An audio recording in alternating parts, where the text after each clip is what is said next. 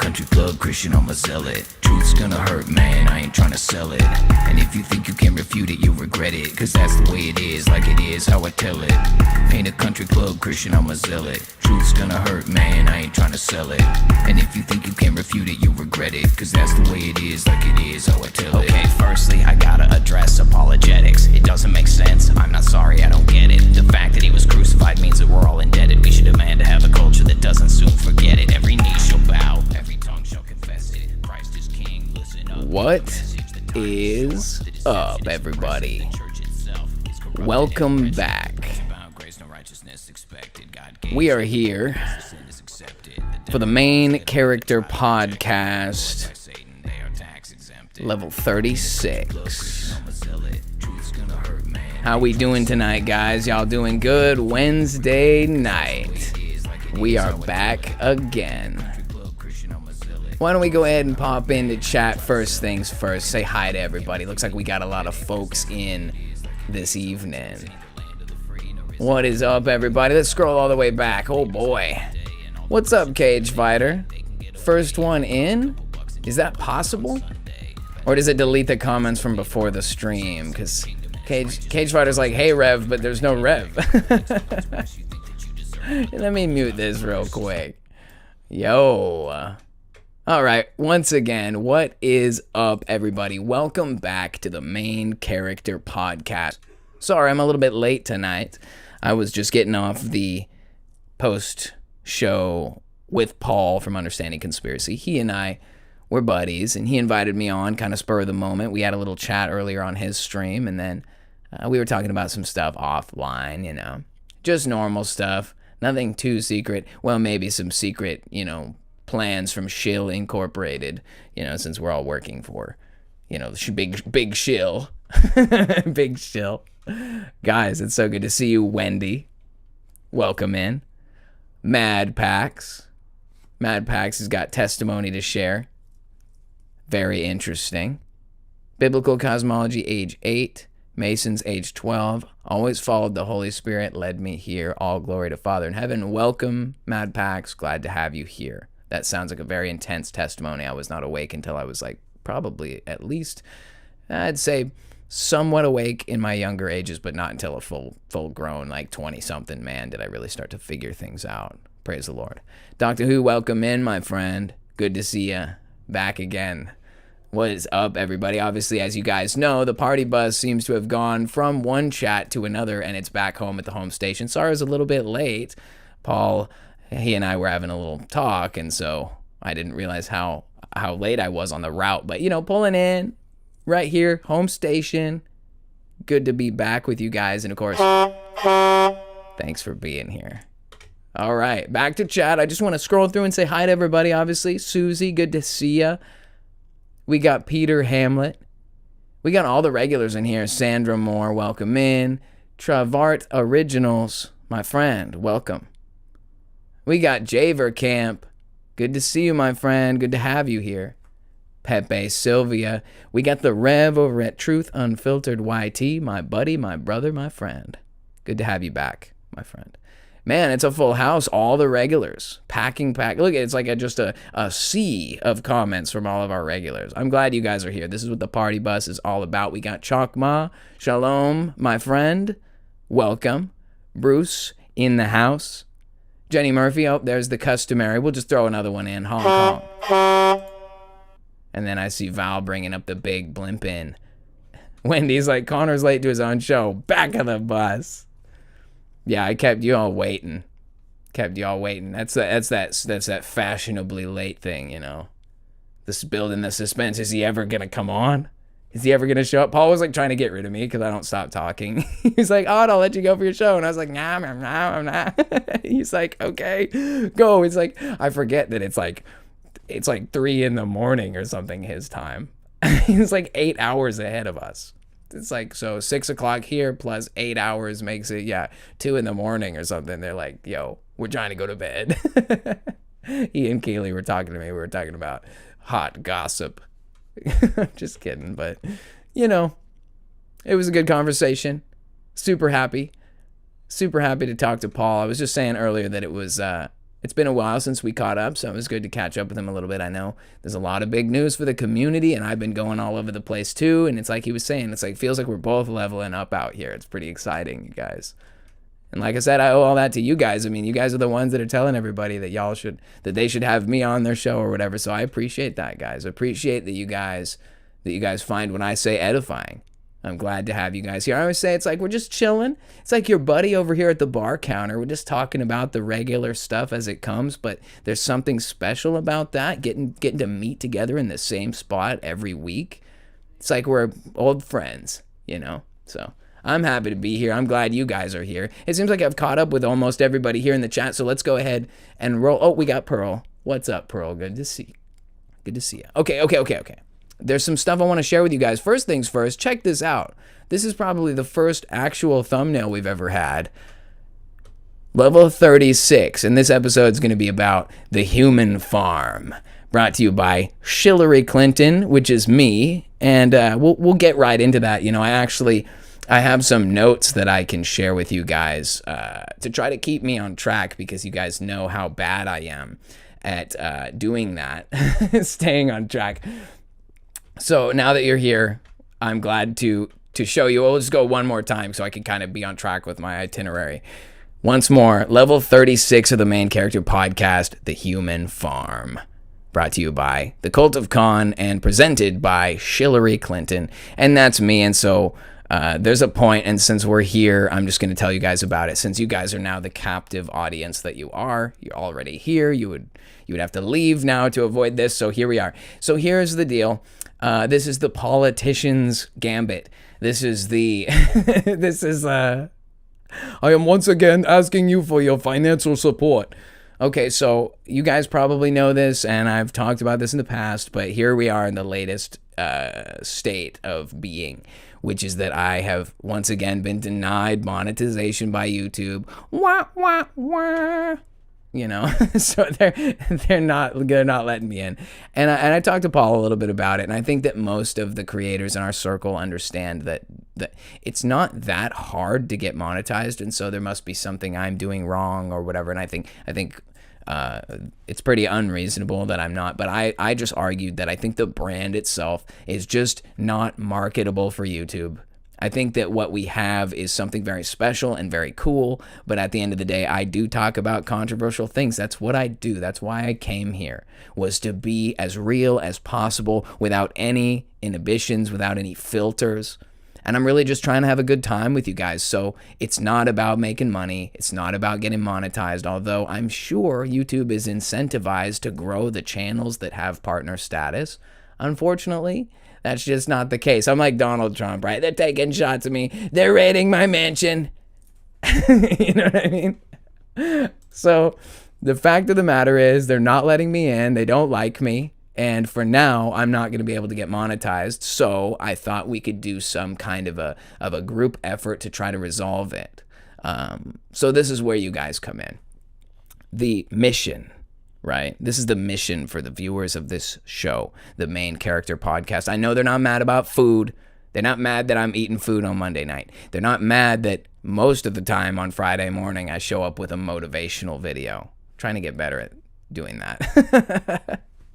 And I know for a fact that they're not mad about Sunday service because, well, yeah, maybe the way, the truth, and the life that is Christ Jesus, that might be a little controversial to some folks, but that ain't it. They're mad about the main character podcast, and it's because I run my mouth and say things I probably shouldn't say. And so, fact of the matter is, I just need to consider that some things need to be trimmed if I'm going to make it to the partner program. That's just a fact. We're going to have the first season of the main character censored. So I can learn how to play by YouTube's rules. I guess. I don't know. It's a great point of contention. Do I play by the rules to continue to spread the message, continue to grow the community, or do I continue to break the rules, talk about things we're not supposed to talk about, which is the bread and butter of what we do over here, right? I would say this is the cutting edge of conspiracy content. It's like, how can you be on the cutting edge if you're worried about YouTube? You know what I mean? So all I'm saying is, I need your help. If you guys watch this show, if you appreciate this channel, if you like what I do here on this channel, go over to the Main Character Podcast playlist and start at the very beginning. Don't judge me. I know it's probably gotten better since it started. Okay? But listen to these episodes, right? And leave timestamp comments. Whenever I say something that's like really questionable, like not against the YouTube guidelines, but maybe I got something slipped in there, something racist or something. I don't know. I'm just joking, okay? But look, if you guys can leave a comment saying, yo, you probably shouldn't talk about that because that's banned speech. You're not allowed to have that in your conversation. Then I can look at it, make the decision, and decide to trim those videos, and then I won't have to remove them completely from YouTube, right? Because a lot of that is how you get the views and the watch time is from the videos that you have, and if you edit them, it won't delete your metrics. But if I have to take the videos down, all the comments, all the history that we've been building together as a community just wiped out. And, they haven't gotten me for like violating the community guidelines. It's just that I'm not clean enough to be monetized. And that kind of sucks. It'd be cool to have members. It'd be cool to do the super chat thing. It'd be cool to be seen as like an uptight, or not uptight, but like, all good and dandy YouTube partner, that'd be really cool. So if you guys want to see that happen, if you guys want to help me continue to push this party bus in the right direction, the best thing that you can do is this. Go through the Main Character podcasts, listen to them, and leave those timestamp comments on what is questionable to you, and we'll review it and see if we can get it cleaned up for the future of the channel and for all that entails. Now, that's free. That doesn't cost you anything, so I greatly appreciate the effort, and if that's what you have to contribute, I'm grateful for that. Now, this is where SHILLARY Rodham Clinton comes in. Now, you guys probably know we do have a Patreon here on the Cult of Con. I want to give a quick shout out to our Patreon supporter list, which is growing, and I'm actually really impressed. This is amazing. What a wonderful group of individuals who have decided to sponsor this channel financially via patreon.com/thecultofcon. If you guys feel like you want to support the advancement of this channel, the food that I eat or the car parts that I buy for this project that I'm working on, or for whatever other reason, maybe you like the Sunday service and you find it edifying and you want to help continue that process, or maybe the Main Character is your jam and you want to keep me coming back here to do this, financial support makes it really hard for me to call out, so to speak. Because now I feel like I owe you guys, right? It's like, shoot, you guys are paying the bills over here. So yeah, if you guys want to do that, go on over to patreon.com/thecultofcon. And if that website is weird or you don't like it and you just maybe want to make a one-time donation, you can go to PayPal and send donations to thecultofcon@gmail.com. All right. Is that enough shilling for one day? All right. I'm not even going to plug the merch store because they have been withholding my funds and making a big stink out of it for 3 months and won't pay me. So don't buy merch from there for now. Like if you bought something, I'm glad. I hope it arrives and is good and you enjoy it. And I'm grateful for that. But right now, they're not allowing me to receive support that way through some finance. It's way you get what you get, right? That's what happens when you have a conspiracy cult on the internet, right? All right, popping back over to chat, we'll now see the current state of things. We got people enraged about the situation. Come closer, my child. Welcome, West Black, to the first of your Main Character podcast Kool-Aid drinking experiences. We are glad to have you. Welcome, Adrienne. Good to have you. All right. How about this? We'll do a salute. And we're going to say that 20 minutes or 15 minutes or whatever it was, that much shilling is over. And now we can get to the meat. The meat. Now, there's a couple of things that I wanted to talk about. I want to make sure I got it all. I want to make sure I did it. We're moving. We're growing. Don't get used to the notes thing. This is just because I know I was going to get off track if I didn't have them. So what I'm getting at is the strategy, right? I want to make sure I cover this. The free way, right? You guys don't have to send me money. I'm grateful for those of you guys who do. Once more, I'll shout out to those patrons here. Just check it out. Look at how cool those banners are. You could be on that banner. Anyway, you don't need to send me money. I'm just grateful for you guys being here, watching the videos, leaving comments. So if you go through and listen, leave comments whenever I say something inappropriate, that will totally help the channel. That's probably what we need to get past this wall that we're facing right now with that whole system, that automated system that says no. Okay? So with that being said, though, and speaking of walls, this reminds me of what we're going to be discussing tonight, which is what I have coined as it's kind of a conglomeration of many things I've discussed in the past and many theories that I have. Theories you've probably heard before from other people who may have done a better and more eloquent job of explaining them, but I'll try to touch base on each and every one with you guys so you can kind of see the picture all coming together. But what I'm talking about tonight is the human farm. And it's what I would describe as the state of the world in which we live today. So whether you're a run-of-the-mill conspiracy theorist, or perhaps even a slightly questioning normal person, or a completely unhinged Kool-Aid drinking cult member on the internet, everybody has a sort of vibe that they've picked up on, which is that people are not in control of their world. That the world that we live in is being run by some kind of satanic ancient cult or rulers and principalities, the archons in high places, as Christ put it. And it's a very, widely understood reality, whether it's the Truman Show or the Maze Runner series. We find ourselves relating to these characters who are living through a hellish experience, imprisoned in some kind of an artificial reality, a construct. I've called it the box before. I think we called it the box last week. And that box is the prison that we all live in, and it begins at such an early age, right? We start with this programming in school that teaches us how the world works and who we are and why we're here and what happens to us when we die. All of these things that are generally false, especially on this giant existential level when we're talking about what it means to really exist. The meaning of life has been thusly reduced to the pursuit of material goods, selfishly until you perish, to where you then become one with the dirt from whence you came. No future, no eternity. It's like everything that you are is just a cosmic accident.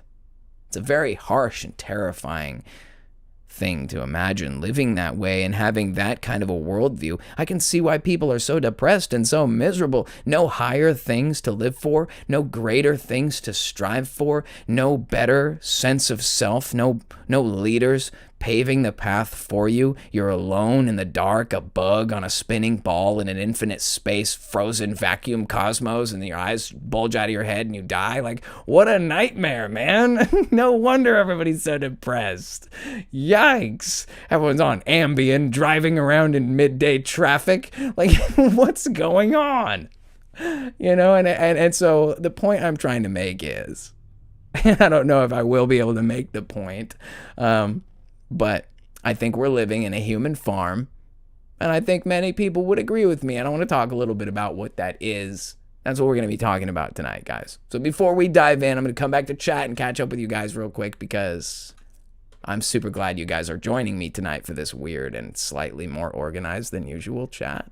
I don't know. We got honks. Let's do one more honk before we get serious. Yeah. Honk honk, party bus, destination, kingdom. Now, as you guys know, I say this all the time, and I'll say it again because for some reason people are nitpicky and think I don't say the name Jesus enough for whatever reason. So I will say this. You cannot have the truth without the way, the truth, and the life, and that is Christ Jesus. Amen. And we'll get one more honk for that. And that's how you know I'm serious, all right? That's how you know I'm serious. What's up, Ricardo? Welcome in, my friend. Crispy Chicken, Trish Clark, GB Packers 55, Pam Crane, Andy plays some games. Everybody showed up. Terry Can-Am. I knew if I came back to chat, I knew that there would be a huge amount of stuff Oh no, Doctor Who says, oh no, Con is actually contend for the faith. Sorry, Connor, you're a cult now. There's apparently a channel called the Cult of Conspiracy, and they're like pretty well known, probably way more subs than me. And I didn't even know this until recently, but I'm like, hey, maybe we should hit up their live chat and accost them until they decide to invite me on. Yeah, let's go in there and just honk, honk, invite Con, honk, honk. And they'll be like, what is going on? Ronald Wortham. Jesus came in the flesh and shall return in the flesh. We believe he has already returned in the flesh, my friend Ronald, but that is not our topic of discussion tonight. So I would refer you to Understanding Conspiracy, or JT Follows JC, or Alpha Talks, or who has the, I mean, I really think Paul's probably got some of the best layouts on that, and he's got all the guests on his show too. So if you want to know about the little season, the millennial reign of Christ, my friend Ronald, I recommend looking into that stuff. And it's certainly not a salvation issue. We all love Jesus, and we all want him to come no matter what, whether he comes now or comes yesterday or 1,000 years ago. I do not mind, as long as we get out of here soon. What is up, Cody? Welcome in. We got Elizabeth. I saw. There we go. What's up, Elizabeth? Welcome in. This dude's all about some Team Jesus. Thank you, brother. Rebel Duster, welcome in. Legendary Goat. That's a good name. I like that one. All right, guys. Y'all ready to go? You guys ready to talk about the human farm? What's up, Travis, my friend?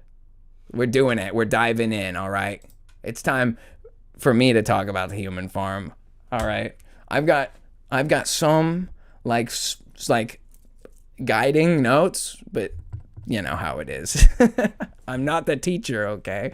I'm just the guy at the bar. So just think about it like that, okay?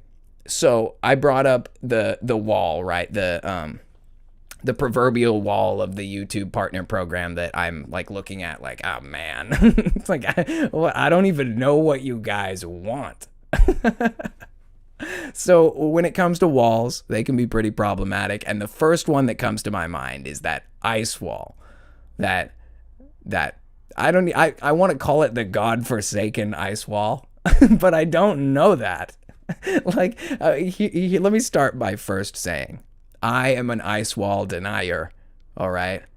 I don't even think there really is an ice wall. And I know that's going to bring some heat, but don't get me wrong. I'm not saying that I disbelieve it necessarily. I just don't know if I believe it, okay? So let's just say that the ice wall itself is mostly based on two kind of angles, right? We have the pictures that are given to us of the Antarctic sheet, where there's this giant glacier wall. That thing is pretty intimidating. You know, Captain Cook said he sailed all the way around it and it was of a certain size, but of course we can't trust that guy. But let's just say we did. And they claim that the whole wall was like a giant 200-foot ice shelf, and that would be, if we were looking at it from the standard cosmology, it's just like a ice ring at the bottom. You know, it's the continent. It's Antarctica, right? But of course, our biblical cosmology has the world kind of like spread out, and it's the bubble of the universe, and the firmament, and the land, and the plain, and the water that always finds its level. And so Antarctica is perceived, like you guys know, this might not be the best example. Maybe I should pull up a picture of it. Let's do it. What is it? Azimuthal equidistant map. That's what they call it. It took me a while to learn the name of it. But you know, it's always illustrated this way, and I'm sure you guys have seen it, but you know, here's the Earth, here's the continents that we know, and they're laid out in this, you know, particular projection in such a way that they spiral out from the center point being the North Pole. And many of you are familiar with this projection. This is not anything new. However, I will just make the point of saying that this azimuthal equidistant projection is one of the earliest maps that was passed around in the FE community, those people that believe in alternate cosmology. And this azimuthal equidistant map has an ice wall on it. Like it validates the original projection, which is that there's a giant 200-foot ice sheet at the south there. And so they just said, well, if there's an ice sheet there, it probably just goes all the way around, because the South Pole is now this outer border instead of a dot on the ball, right? So I then refer to the United Nations logo, which, as you can see, is that same projection. So keep that in mind, that the logo is, and this is an organization that, you know, is funded by and held up by governments who are adamant that the world is a space ball. And so this map is technically wrong. I mean, by all projections that you would receive in regular public education, you would look at this map and say, that is not accurate. That's not what the world looks like. It doesn't lay out like that. It wraps around. So unless the top of the world is the North Pole right here, and then you're looking down on it, there's no way for this to be what the world looks like, even with the ball. You wouldn't be able to see past this equator right here. I don't know if you could see my mouse, but see this line right here. You have the Arctic Circle, or actually, yeah, I would think it would be like Capricorn and Cancer and the equator and the, I guess, South Pole. But anyway, I'm not a genius or a teacher. All I'm getting at is that this is the same projection as the aforementioned azimuthal equidistant map, right? So that makes me uncomfortable, right? Because this is the control scheme that stands out in the open. It doesn't even try to hide itself, as it operates as a sort of a enforcement for world government. This is obviously nothing new to conspiracy theory world. The UN is like is a sus organization in the minds of most conspiracy theorists. So then I will refer, let's go over here really quick. I will refer to the Vibes of Cosmos moon map, of which the background of my channel here is behind me, as you can see for those of you guys who are watching the video. That would be the Vibes of Cosmos moon map. Now, this is where things get kind of interesting, right? So for those of you guys who have followed this for some time, you guys have probably seen Vibes of Cosmos before, and you've seen the videos where, for instance, moon transition to political world map. And of course, this doesn't give us everything, but this image here shows essentially a moon image, high contrast and mirrored moon, that can be translated to an image that shows like a political world map. And you can actually basically map out those same continents and that same circle that we were just looking at, right? The azimuthal equidistant map and the UN world map exist on this picture of the moon translated to a map. And what's interesting is that it's only a portion of the full picture. So when we look at it, like, let's say maybe I can do it with my own screen here. If you look at my background, I sit in front of the circle of the earth. That's what I call it. I call it the circle. It's not even the circle of the earth. It's just the circle. And that's what I've come to kind of refer to the prison. I call it the circle. And it's because within this territory, what we call the, let's see, it's actually listed. It says Tropic of Cancer, Equator, Tropic of Capricorn, Antarctic Circle. And the Antarctic Circle is the equivalent of the South Pole in this projection. And that South Pole is, as you guys know, what would be considered the southernmost point that you can not only lawfully travel, it's the southernmost point that you can travel at all in the world. And that is basically just science says so.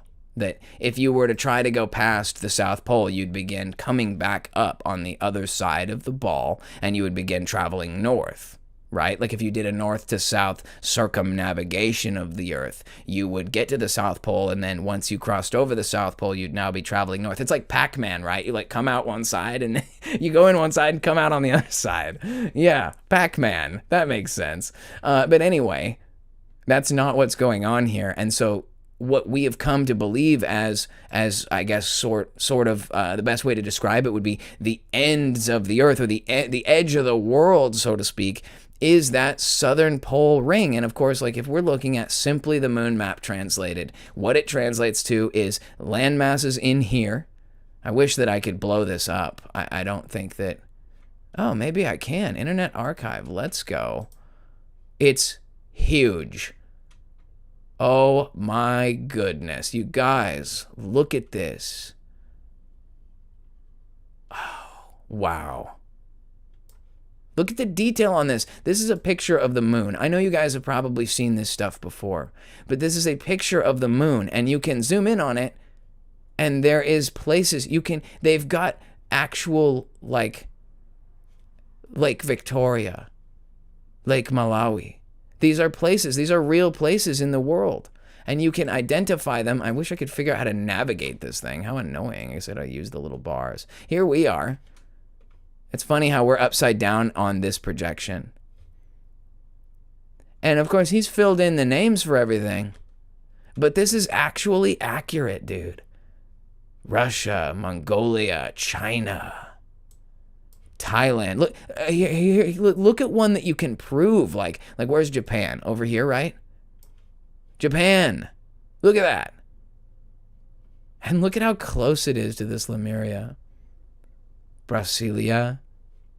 And before we get too carried away about the Lemuria thing, nobody knows whether that's there or not. You know, people say, it sunk a long time ago. How do you know? Like, how much time have you spent combing the South China Sea? You know what I'm saying? Like, how much time has anyone who you can trust been out here doing anything? You know? Look, I'm not trying to say I know. I'm just saying we don't know. And that's kind of the point of this whole thing about the ice wall. We don't know that there is one. I really want to not lose that tab.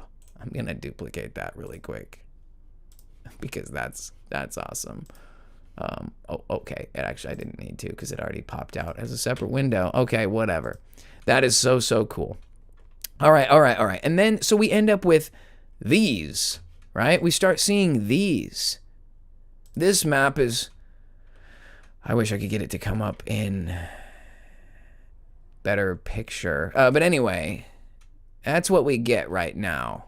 I will switch so that you guys can see it without me in the way. So interestingly enough, this projection tends to illustrate that outside of this circle, the rest of the world is just frozen. It's an ice block. There's an ice wall right along here, that southern border. That azimuthal equidistant, you guys remember that? We were just looking at that. That prediction that the wall exists right here. And that beyond it is a frozen wasteland. My mind and my brain tells me that I have never seen anyone with any credibility provide any solid proof for this, but other than to say that it is widely believed that the reason why there's no ice here and why there's ice there is because of the rotation of the sun and moon here in this place. And I think that's a solid bit of logic. I'm not trying to refute that. I just don't think that we have enough information to go with believing that this is the ends of the earth here, that this is the only operable place in the world at this time. And there's a lot of theories that can be had, you know, those of us that believe in little season and millennial kingdom, perhaps the light of the world was Christ in this time, and that this area, perhaps the whole place was illuminated by the glory of Christ and his kingdom, and that has gone under some kind of a veil, and that we're operating in an artificial cosmology, like a very big fake world. Not out of the possibility when it comes to magic and technology, but of course that's all speculation, so I don't know. And I'm trying to say that because we don't know, we don't know. And with this, I will say I do not believe for certain that there is an ice wall. However, I will argue that it could exist. Regardless, we live, and if we scroll back, all the way back, we live in a prison. And the prison is a mind prison, a spirit prison, and a body prison. It is a world that is created specifically to prevent us from reaching the farthest edges, from exploring the furthest reaches, from becoming the highest and best versions of ourselves. It is a war against God who created the world. It is a war against the way, the truth, and the life, Jesus. And it is a war against you and me to ensure that we don't become the kind of people that he wants us to be. Rulers in this place, his own inheritance. It's a big deal. And since we're talking about all this crazy stuff, and we're talking about this war for humanity and all this stuff, I think that it's important that we recognize the potential for the enemy to have deceived us so far that we are living in an artificial prison. Is it that hard for us to believe that we've been taught a bunch of lies about ourselves? Perhaps we've been lied to about the world itself as well. So I can't say for sure if there's an ice wall or not, but what I will say is that we are living in the manifestation of that kind of prison. The Antarctic Treaty does not allow for us to explore to the southernmost reaches. We don't have access to the kinds of information we would need to discover this truth for ourselves. We would have to go down there to be able to know what was really going on. And because we can't, we are referring to this. This is what we know. This is what we have. These are the continents that we have access to in this time and in this age. And so this is what we have to work with. Fair enough. With that being said, I think that we should talk a little bit about how this is possible. So as I said, those of us that are believers in Little Season Millennial Kingdom stuff, we believe this basic synopsis that Jesus Christ came to earth as the Son of God. He preached. He sacrificed his life for our sins on the cross. And on the third day, he rose again. Then, he told his disciples and his people about everything that was going to happen. In fact, he told them throughout his ministry what was going to take place, which is that he was going to be bringing his kingdom and power to the world. There are many people who have provided excellent breakdowns on the biblical evidence to support that Jesus Christ's own words said that he would return in the lifetime of those whom he spoke to, his disciples, his apostles. There were only ever those apostles. The future leaders of churches are not Christ's own apostles. That's a special group of people. It's an office that's closed. And those people who were there, those were the people that Christ was speaking to when he told them, surely some of you will be standing here who will not taste death before they see me coming in my kingdom and power. And we believe Jesus spoke the truth, okay? We believe that the truth was that his kingdom was coming, his 1,000-year reign, his resurrection and rulership with the saints for 1,000 years, the imprisonment of Satan for 1,000 years. This community believes that. And we believe that that time has happened in our past as Christ said that it would happen. So we're now living in the post-apocalypse of all things. We've been waiting all of our lives for the apocalypse. We've already been through it. We're already on the other side. How crazy. No wonder they were able to erase everything. We're living in the ashes of super civilization. We're living in the ruins of an advanced kingdom that's now lost to the sands of time. And all we have now is this multi-generational, Talmudic, satanic, cult criminal mafia working under the direct authority of satanic principalities, rulers in high places, the father of lies himself. And you know what? They're out to get us. They don't like the king, they don't like the kingdom, and they don't like the kingdom citizens. So there's a war against me and you, and they're working to erase the existence of that kingdom, the existence of that king, and the identity of who you are in Christ. That's what it all is. It all boils down to that. This is the mother of all conspiracies. Everything they do because of this, because of who Jesus is, because of what kingdom he brought to the earth, and because of who you are in him. Bam. All right. So with that being said, is there an ice wall? Maybe. We don't understand the terrain the way we should because we are living in the post-apocalyptic world. We're like a tribe. It's like, you guys ever seen Mad Max? Everyone's like dusty, like dirty and stupid. They're like been growing up in the desert. We are proverbially that. With no offense to anybody. We've been taught dumb things our whole life. So we're like lost in the desert trying to figure it all out, and there's a bad guy working against us. That's like the second most important thing to figure out. Who's the good guy? Number one thing, Jesus Christ, the Son of God, the hero of man, the King of kings and Lord of lords. Figure him out before you do anything else. And then figure out who the enemy is, because he's out here. He has been loosed from his prison. He has been set on a mission to go forth and deceive the nations in the four corners of the earth, Gog and Magog, to gather them together for the final battle here. And we're all going to be watching this. At least I tend to think so. That's conjecture there. It could be any day. We really don't know. But it sure sounds pretty prophetic and interesting. It justifies why they do everything, whether it's lying about whether or not there's an ice wall or lying about whether or not you're flying around on a space ball. They've got a reason. And that's the little season.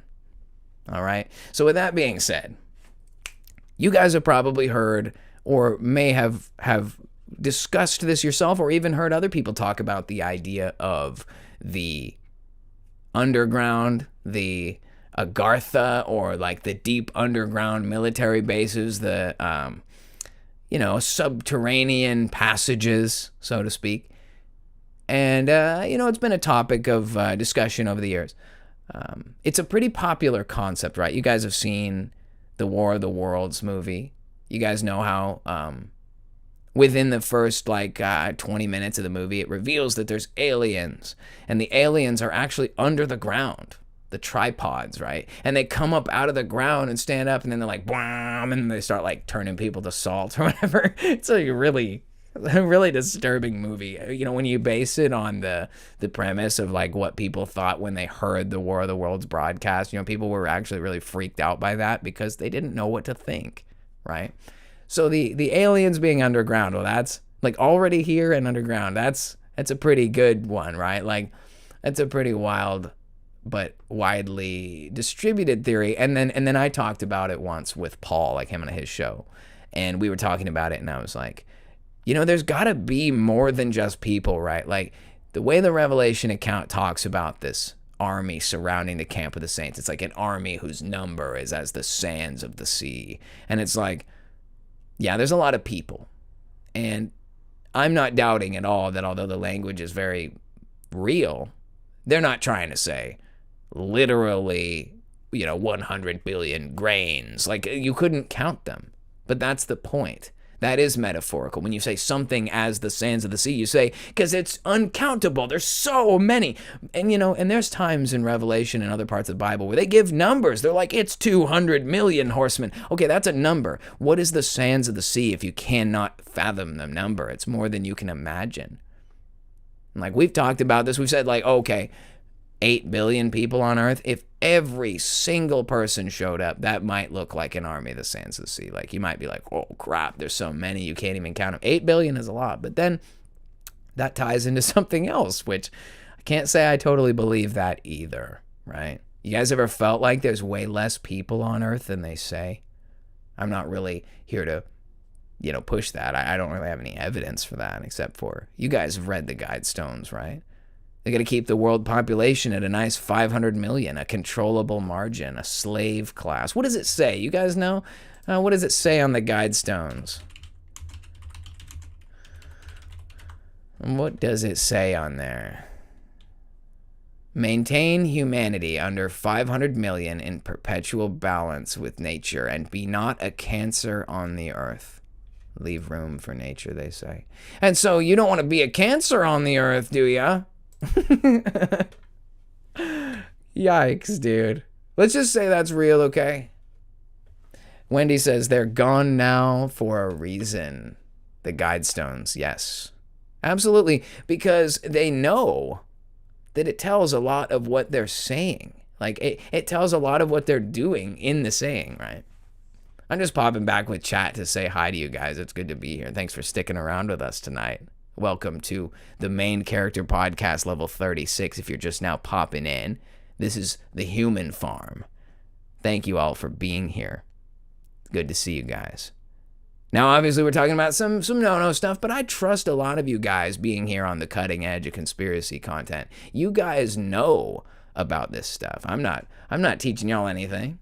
But that's why we're here, because we all are kind of in on it together, and I'm like sharing with you guys my thoughts. So we're putting these pieces together. We're putting this stuff together.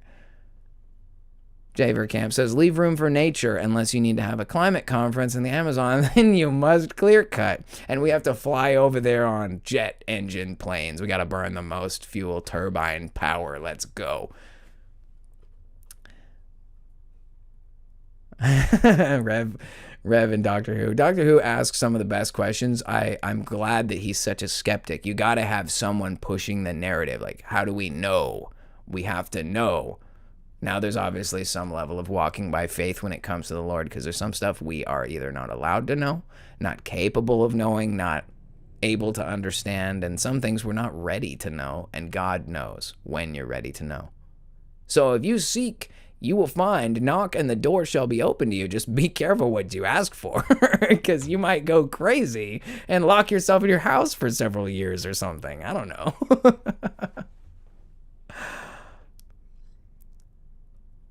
Yeah, maybe put a disclaimer for entertainment purposes only. Yeah, that's the problem, but I'm not, I mean, that might work. But I'm not, it's not for entertainment that Christ is king of the earth. I declare that with pride and power. Like, it's not entertaining, it's fact. So, I know that might be controversial for some people, but I actually really believe it. And I'm not saying you guys don't. I'm proud of you guys for being so, on board with the truth. But yeah, unfortunately, they don't like him, There's a scriptural passage that I was just talking about earlier, and I should have memorized this by now. But Christ is like, look, they hate me, dude. They hated me. They're going to hate you too. They're going to hate you especially because of me, because you love me, right? That's what Jesus says. So if we follow Jesus, they're going to hate us. Let's just focus on that. Keep those eyes fixed on the author and perfecter of your faith so that you do not grow weary. All right? With that being said, I'm going to keep going, guys. We're going to keep going on to this because I got more. I got more for you. All right. Okay. The underground. Agartha. Deep underground military bases, and this all comes down to a little thing. I'll tell you guys a little story. So generally when I go on live stream with other people, a lot of guys have started using the Riverside app, and the Riverside's pretty good. I wish they would sponsor me or something. But anyway, I think you have to pay for that, honestly. But anyway, so Riverside, really good. That's been doing well for people. But because sometimes we don't have money to spend on apps or whatever it is, I don't know. I guess it's all about budgeting. Patreon.com, wink, wink. But anyway, let's say that you do have an app like that. Then you don't usually spend time dealing with some of the less kind of more clunky stuff. And one thing that I've experienced is that when I use OBS, and especially in conjunction, with Zoom, when Paul and I talk, my microphone picks up weird feedback. There's noises that my microphone picks up. And so I was trying to get to the bottom of it, because what it does is it causes the noise canceling software to minimize my voice and make it sound all tinny, and you lose that quality. We spend money on products to try and make it sound rich and good when you're talking right into the microphone. But then what happens is it sounds like trash. And you're like, dang it, what I was saying was probably good, but it's not clippable. It sounds like some guy calling from a phone inside a tunnel on the moon or something. It's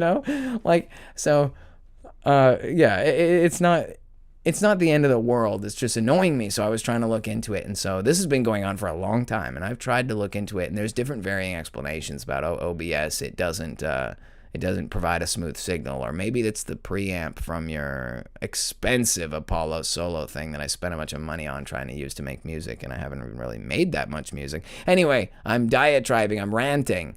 The point I'm trying to make is I've been trying to get to the bottom of this until I realized that you can spectrogram, equalize, and find out what the noise is, right? I wish I had I should have taken a screenshot or something. So my music app, Logic Pro, it's like a paid, but it piggybacks on Mac software. I really like it. It's fun. It's really a good creative tool. I just haven't had the time I want to be able to play with music much lately. Anyway, that's talk for another time. But I was playing around with Logic, and you can see where the sound is coming from. You can see what range it's coming in. Oh, I see Miles over here. Brother Miles. He says, I've been here, but you ain't said hi. I see you, Brother Miles. Welcome in, my friend. I don't know if I saw you and scrolled past you. I don't know. My bad, dude. Good to have you here, though. Appreciate it, brother.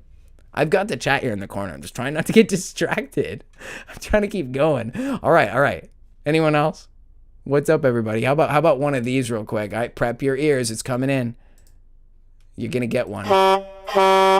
Actually, you get two. All right, we good? All right, anyway, moving on. So, Uh-oh. I lost my train of thought. Bro, no. Okay. Oh, frequencies. Okay. So the the microphone is picking up frequencies, and I was able to identify the range of the frequencies. So I was able to look at where on the equalizer, what hertz, what frequencies are coming through this microphone. And what I found was a bunch of like deep frequencies, sub frequencies, the sound of vibrations, right? The sound of things moving around, okay? And it all ties in, okay? So keep in mind that my microphone is picking up vibration sounds. It's as if there's like a never-ending earthquake in this area. And where I live is very close to Interstate 5, which out here on the West Coast is the big north-south highway. It goes all the way down from here in Washington State through Oregon down into California, and it is a pretty legitimate highway. So I'm sitting here thinking to myself, look, I know for a fact that the highway is rumbling just down the street. Like, it's not even that far away. Trucks are like, they're probably blasting that horn, you know? So there's activity that justifies the vibration. So it's not that weird. But, you know, it's like, I feel like that's not good enough of an explanation because it's constant. I can see it doing it right now. Like if I don't talk for a second and I look at my mic, my reader over there, I can see it rumbling, blah, blah, blah, blah, blah, blah. And I've already checked and seen that it's vibrations in the low frequency, subtone frequency. So we're talking about basically like sub frequencies, like I said, the sound of vibrations, big things moving. Charlie's like, it's a capacitor in your soundboard. It's actually all digital. So I don't even have a soundboard. No, I really tried to get to the bottom of it, but just let me spin the narrative. Let me convince you guys of something stupid. Rusty says you're getting cooked by your router and everything wireless and Bluetooth. Oh, I bet that's true. I got Bluetooth headphones I wear at work all day. Probably turning my brain to Swiss cheese. Lord, please don't let that be my fate. Well, whatever. I mean, I guess if I shortcut to the kingdom, it can't be all bad. No weapon formed against me shall prosper, says Wendy. Amen. That is a good way to describe it. Wi-Fi microwave. Okay, I don't think it's any of that. I probably shouldn't have said those words next to each other. That was it. Channel banned. Wi-Fi microwave. Okay, no, but hear me out, okay? Interstate 5. In fact, I can probably even look it up. Let's look it up.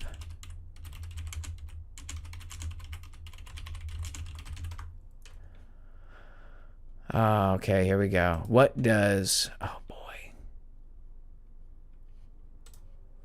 Okay, so this is... I mean... Let's just read a little bit of this article here. Something that may be perceived as an international problem is happening right here in Western Washington. King 5 has found our region is one of the hotbeds in the U.S. for human trafficking. Officials with the FBI and Homeland Security investigations said it's a big problem that takes many forms. It's in the shadows a lot of times, said Robert Hammer, the special agent in charge of Homeland Security investigations. Now, I was hoping that they were going to say something. Oh, here we go. We are on the I-5 corridor, and as you know, that runs all the way from Canada pretty much down into Mexico, Muma says. Muma. A map from the National Human Trafficking Hotline shows locations of human trafficking situations that span down Interstate 5 along the West Coast. Look at this. Red hot spot all the way up, including I'm right about here in this red spot right here. So, I'm not suggesting anything. Don't get me wrong. But I will tell you guys about a story. So a couple years ago, just a few miles north of here, right off of the interstate, there's a casino, and I think it's called Ilani, spelled I-L-A-N-I. Now, I'm not going to say anything about Ilani, but I did work for the valet company that runs their parking lot, and I parked some cool cars. Some really cool cars. It was a pretty good time. Made a lot of money, but I had to quit working there because it was a terrible environment. Everybody was like gambling away their grandkids' inheritance and like ruining their life and like getting divorced and just a horrible, horrible place. Debauchery. But because I worked there, I had access to the inner workings of this place, and they had this whole massive underground complex. I've never been to a place that was anything like this before. On the surface, it's a big casino. They have a hotel now. There's a semi-truck parking area like nearby where truckers can basically truck stop and then go to the casino. They have a weed store. They have a cigarette store. They have all these it's like a resort, So if you're ever in the Northwest, Washington State, Portland area, Portland, Oregon, but it's just right across the river there. I mean, you land in Portland, you come right over here. Maybe you go up to the Ridgefield and check out the Ilene Casino. They're not paying me. See, I could be getting so many sponsorships just by the stuff I experience and talk about. Anyway, so Ilene Casino has this massive underground labyrinthian structure underneath of it. And it's not a mystery at all. They have like a gym down there. There's a cafeteria. There's like a lounge. There's offices. There's all kinds of stuff. And one time I was over there poking around downstairs. I used to go down there and get food on my lunch breaks. And so I'd go down there sometimes before my shift starts, come in the back door, scan in with the badge, come into the building. And one time they were doing construction in the underground. And there was this hallway that led, I don't know what bearing it was, like cardinally, but it led away from the rest of this underground area where everything was. And this hallway it's super weird. So the hallway has always been there, and I thought it was weird, but they were doing construction down there, and the doors were taken off of the entrance to the hallway. And I thought, you could get back there if you wanted to, because for the first time ever, they had the doors down because they were hauling big equipment in there. I don't know what it was. Probably machines for doing construction and table saws and all kinds of crap, and they needed room to move carts and stuff. Totally viable, nothing weird about it. However, they had created this strip along the floor that would show if you walked back there. It was like a powder-covered strip. And so if you stepped on it, you would step past it and leave footprints going down into the hallway. And I thought, that's freaking weird. Why would they do that? There's like a powder-coated floor strip so that people who walked on it would leave footprints going down the hallway. And I thought, that is super weird. And you can tell they had vacuumed it and prepped it because they didn't want anybody going back there. And of course, it's like construction, no entry, blah, blah, blah.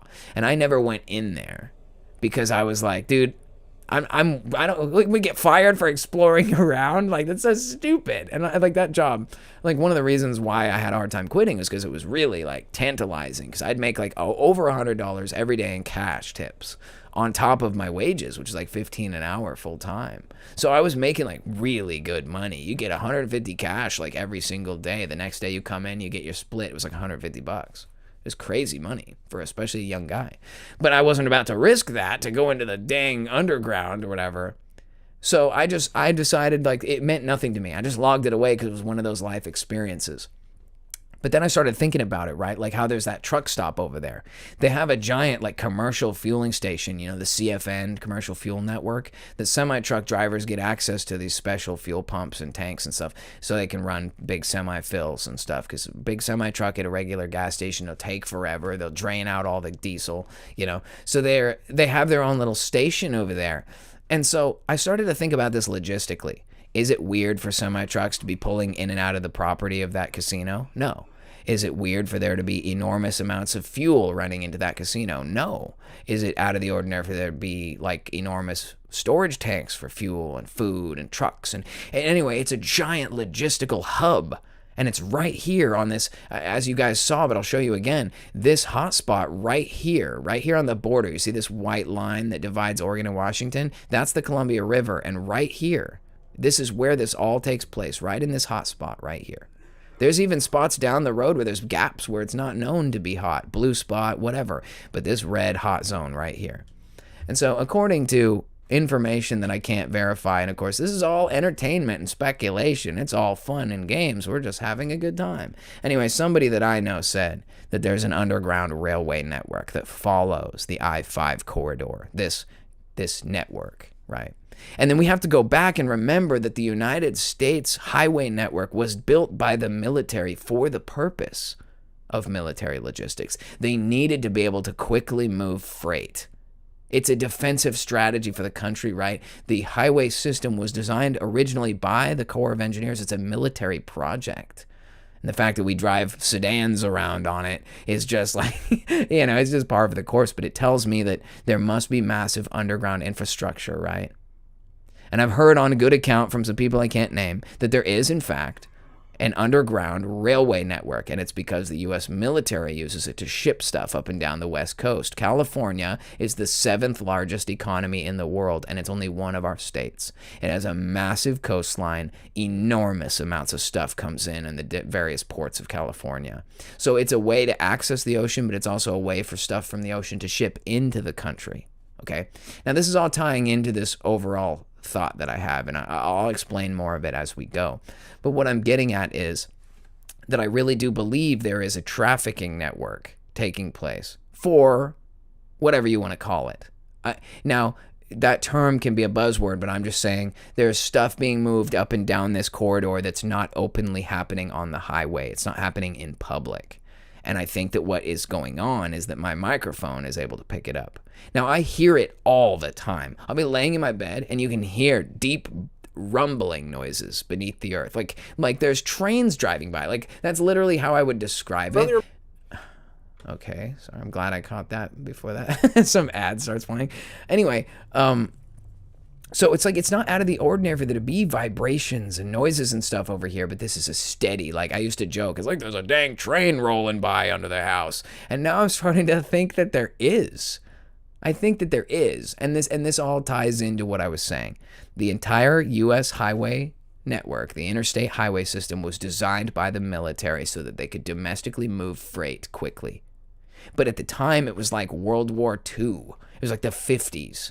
So people's understanding of how people could strike or how people could, attempt to take the United States in some sort of military affair, it stood to reason that at the time a highway network was acceptable because there was no U-2 spy planes and drones and all the kinds of weird, even we could say the word satellite.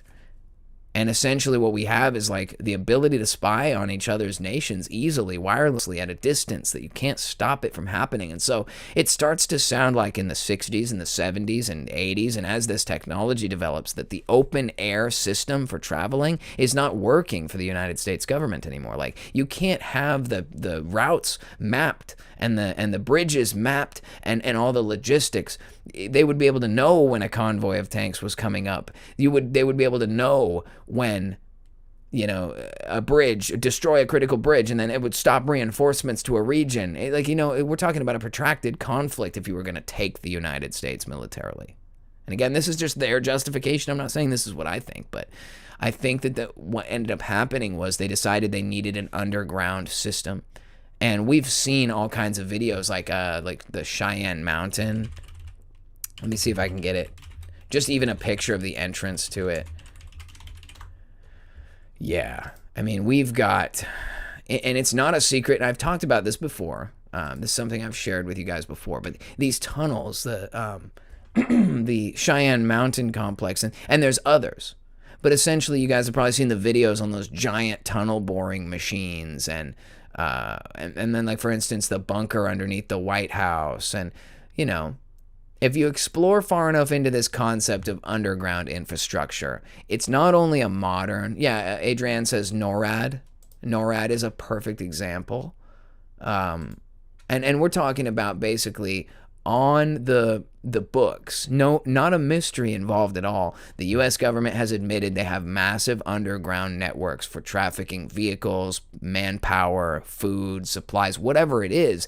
Our country has spent the money. It's on paper. We already know to an extent that they have massive tunnels everywhere. Like, this goes along with like the Greenland thing, right? The United States keeps like, oh, it's Trump wants to take Greenland. The United States already has massive underground military infrastructure in Greenland as a defensive measure. So we technically already own Greenland, and I wouldn't even be surprised if it wasn't interconnected.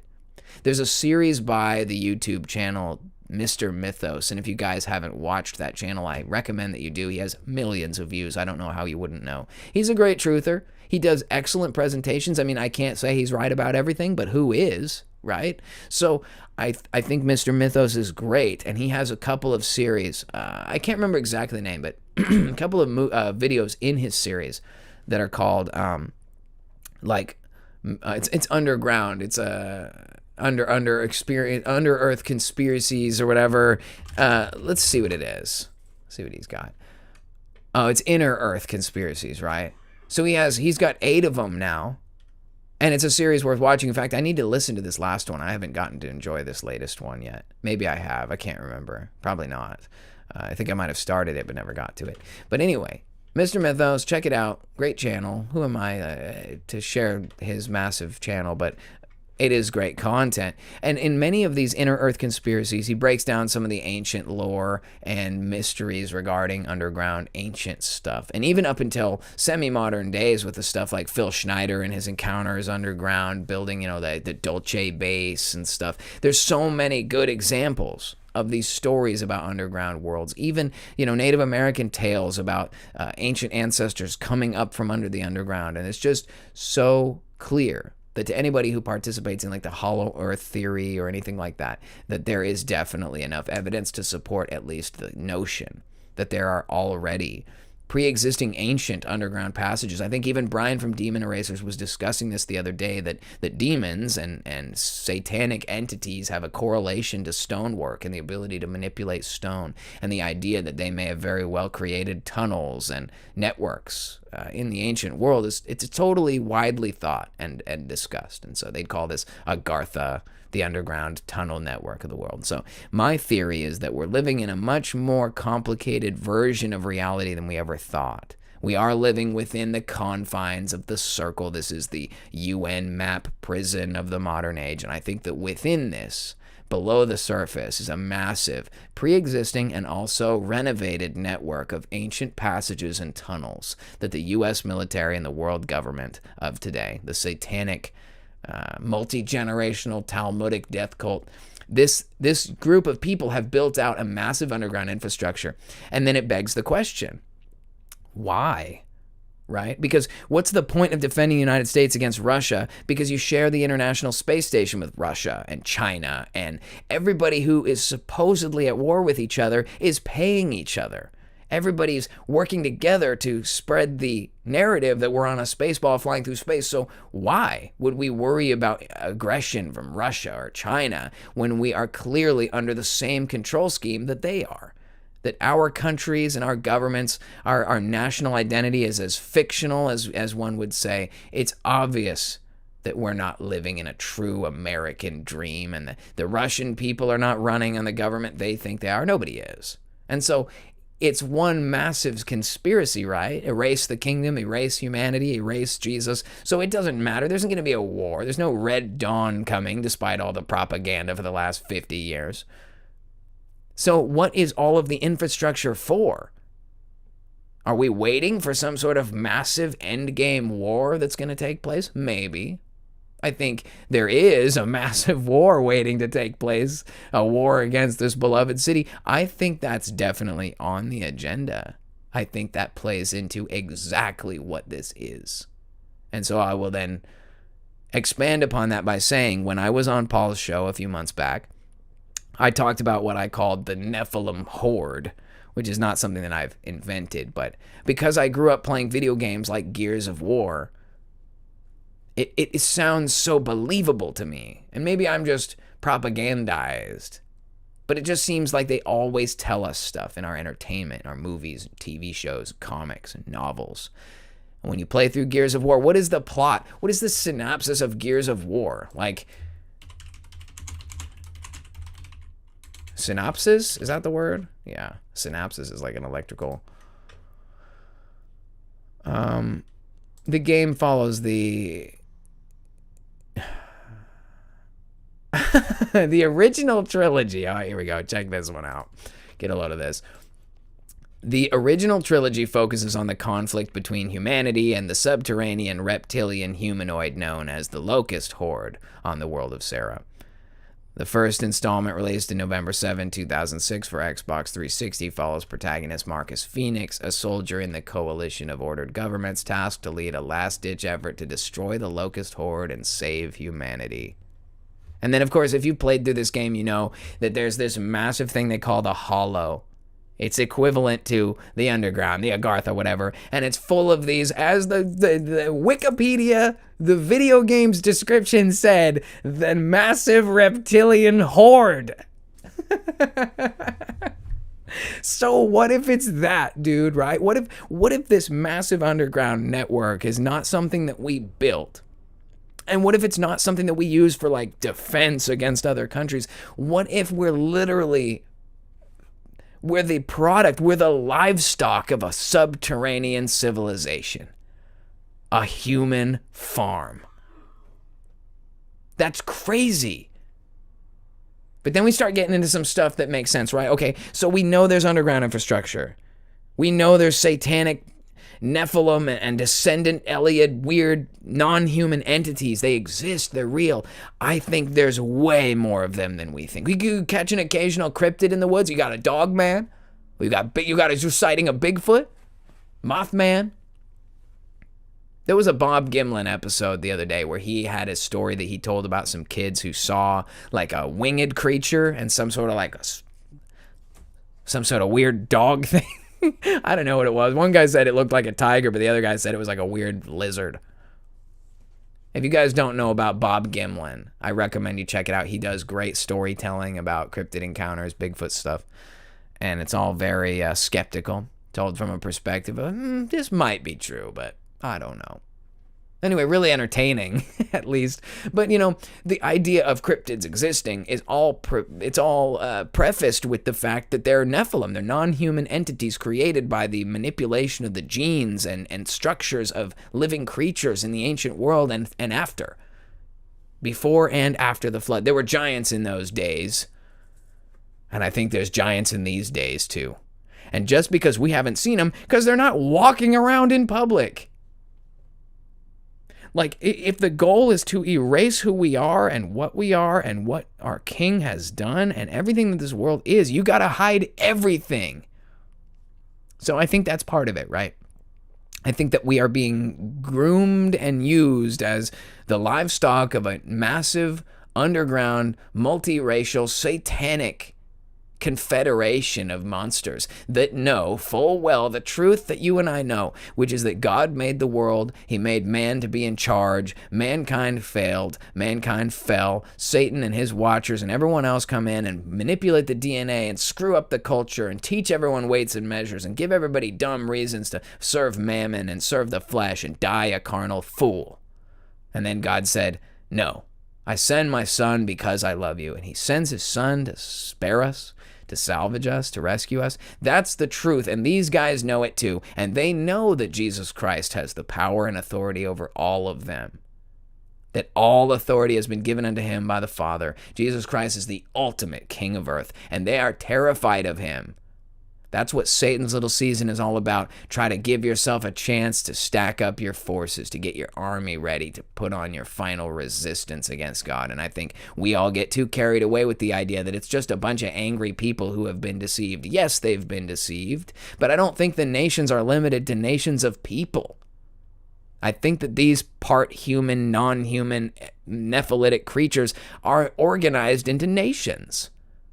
I think that they have Greys and Bigfoot and Dogman and vampires and every other weird, we think they're so weird. It's so folklore. It's fairy tales. What's a fairy, dude? Yeah, it's a fairy tale. It's about some weird stuff. So what I'm getting at is I really do think that there is a massive underground infrastructure and that we are being used to facilitate their development their subterranean development because, look, it's difficult, I'm sure technologically possible, but difficult to grow things like fruits and vegetables and animals and plants. All that stuff doesn't do well underground. I mean, maybe there's a whole series of flora and fauna, subterranean varieties, weird glowing mushrooms and stuff. I'm sure there is. But it's not the same as corn, right? We take for granted wheat and corn, and it's not necessarily good for you, especially not GMO Monsanto corn. But the point I'm trying to make is that we have all of this infrastructure that we feed and grow, and there's billions of gallons of fuel flowing, and we just go to the gas station and put the pump in, and we don't really expand our minds to think about what it takes to make that happen. If you had a giant, multiracial, satanic, underground, Nephilitic, reptilian civilization, they got to get gas from somewhere. They got to get corn from somewhere. They got to get meat from somewhere. And so I think that's where all of us come in. That's where we all end up on this whole thing. So, between the vibrations of my microphone and my house in my neighborhood, strangely uncoordinated with the highway, but just happen to be near the highway where it's not suspicious, right? Because if you feel an underground train rushing under your house and you live in the middle of nowhere, that's sus. But if I tell you, yeah, my microphone is picking up, incremental subterranean sub-frequency rumbling tones that are happening like in sequence as if it's like train tracks. Like, what? But, you live near the highway. So it's like, oh, it's probably just them big rigs rolling by, semi-trucks and the like, Come on. There we go. Sometimes it takes a second. I don't know, man. I don't know. But what I will say is that I'm certain that there's something afoot. I don't know what it is. And so then it starts to make me wonder, like, there's this show and it's rather it's kind of lost its luster, I guess you could say, because they shot out a first season. The season was good, and then they didn't continue it in the same, I guess you could say, it wasn't done with the same, what's the word? It wasn't faithfully adapted to the TV show that it was. But I watched the first season, which was, as some would say, faithfully adapted, and it was really intense. I've talked about this on the show before, but just for you guys who are new here and like people who have never heard of this before, this is called The Promised Neverland. And it's this Japanese manga series. And I'll just tell you a little bit about it, the synopsis here. In a strange world filled with sentient creatures of different species, an agreement called The Promise was made to end a long war between humans and the so-called demons. The Promise was an agreement where each would live in their own separate worlds, the human world, free from the threat of demons, and the demon world, where human breeding farms were set up to provide food for the demons.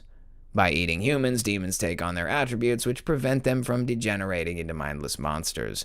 In the demon world, a special breeding program was set up under the guise of orphanages. There, a human mother would oversee the children to make sure they grew up as intelligent as possible. These children had identifying numbers tattooed on them and had no knowledge of the outside world. They believed that they were orphans, and once they reached a certain age or intelligence, they would be taken out for adoption, but were fed to high-ranking demons instead. So again, another example of how entertainment and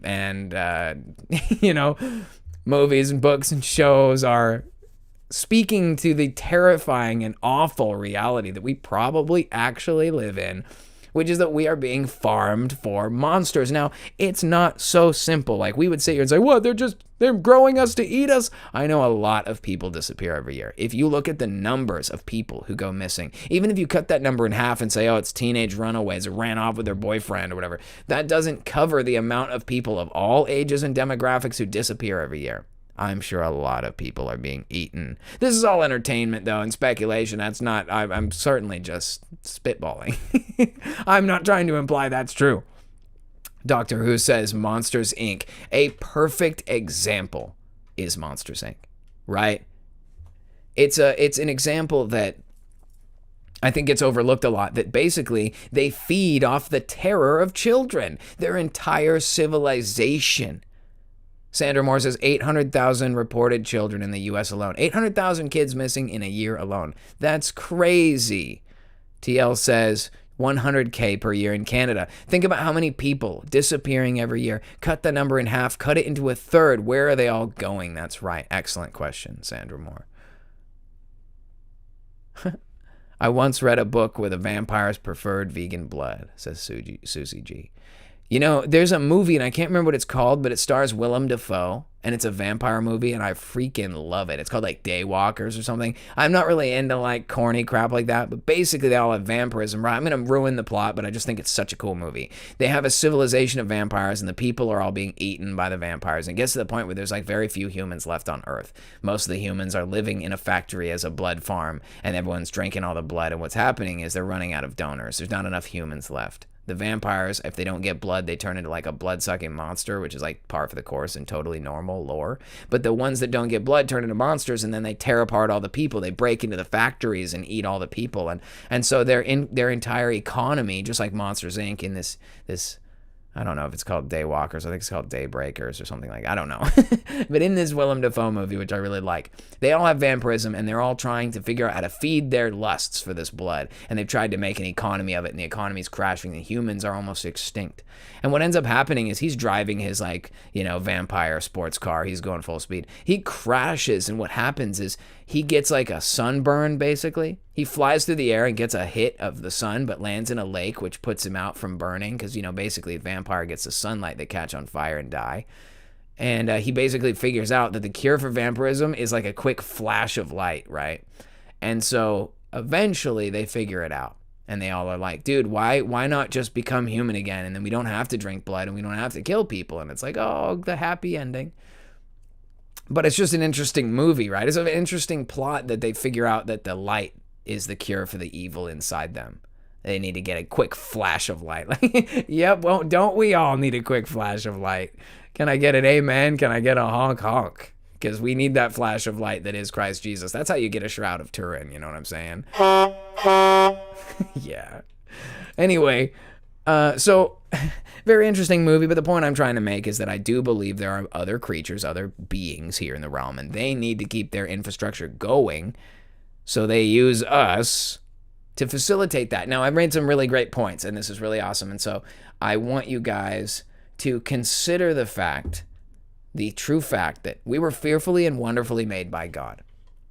He knew us before we formed before he formed the foundations of the earth, before we were formed in our mother's womb.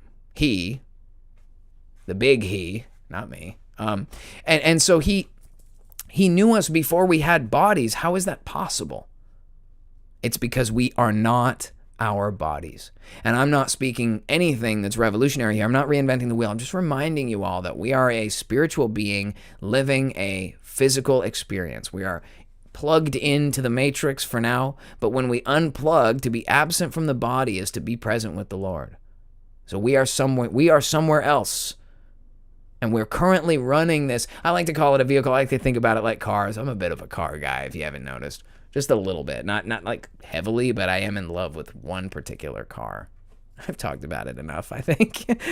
But anyway, so we're not our bodies. We're living in this carnal experience, but we're a spiritual being. And so we know that. And so we know that that's not what we are.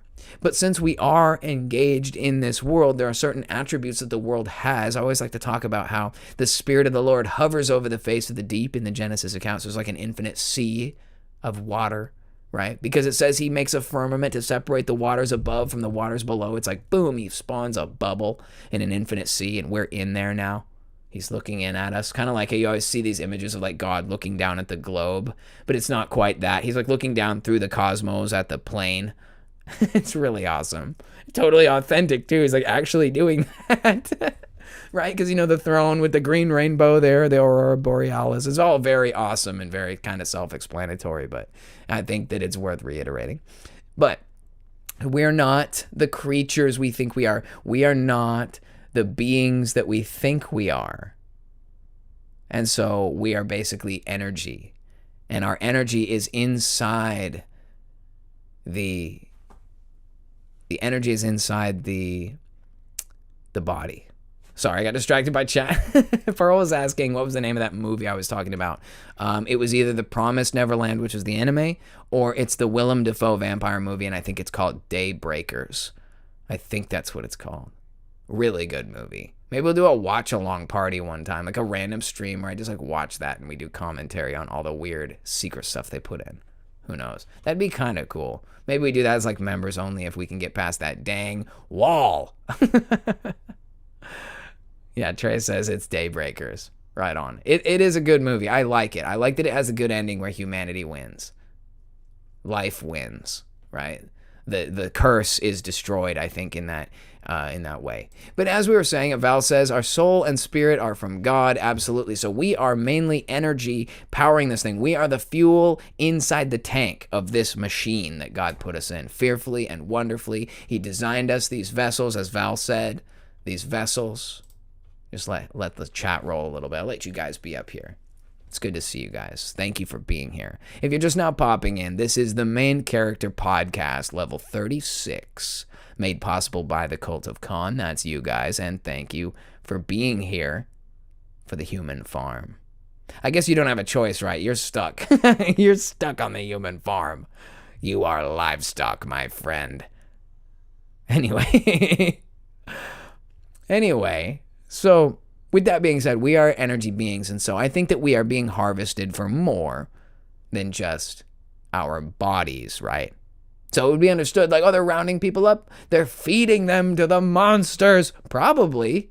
I mean, I'd want to train my monsters to eat people, too, if I was an evil, like, multi-generational criminal mafia that dates back thousands of years. If I was an evil archon from the pit of hell, I would probably want my monsters to have a taste for human meat, too. You know? If you guys have ever seen Attack on Titan, that's, like, basically the premise of the whole movie. Like, giant Nephilim monsters, like, walking through town, like, grabbing your grandma and eating her. Like, what a horrible movie. Or I guess it's an anime show with like an undisclosed number of seasons. It's very hard to keep track of. I don't know what's going on there. Anyway, so we are I don't know, like an energy ball inside of a piece of meat. And that energy is what they're really after, because the meat can only last so long. It can only do so much. It like collapses, it gets rotten and dies off. The body doesn't last. Look at us. We're all getting old. I keep finding white beard hairs. I'm 30. I'm 31 in like 2 months. White beard hair? Come on. I could have at least got 35. What? But okay, so the body is not staying.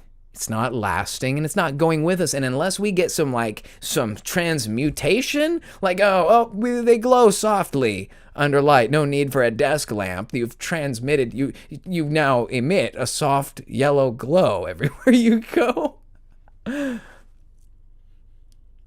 Wendy says the meat suits are like the Edgar suit in Men in Black. Oh, there's a lot to talk about with those meat suits. Unfortunately, I can't put that video out.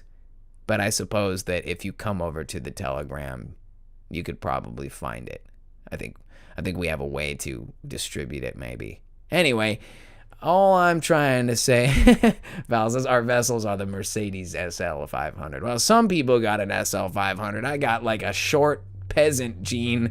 I guess it's probably like, King David or something. He was probably like 5'6". I don't know.